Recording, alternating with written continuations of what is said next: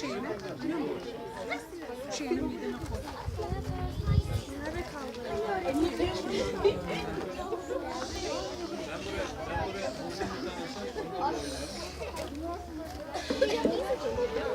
Ay yerim senin saçını be.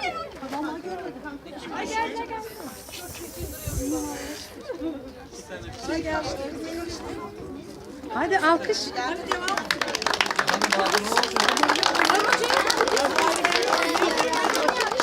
Bence arkadan Nazlanıyor, alkışı beğenmedi. Duran Hoca nerede?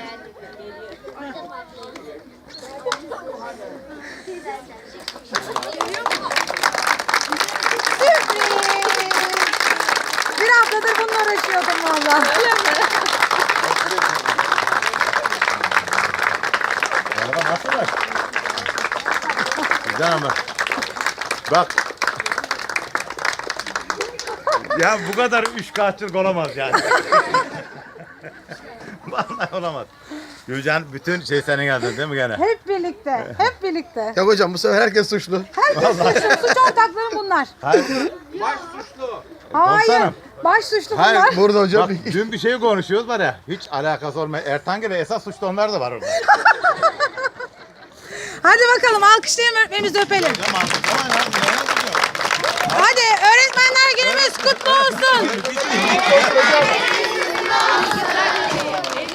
Hocam şuradan. Tamam oraya şey yaparız. Hocam çocuklardan başlarsanız hocam. Sana arka büyük küçük herkesten başlayalım bakalım. Hayır sizi bekliyorlar da ondan. Önce şöyle terler o zaman. Ayrıca. Olmaz.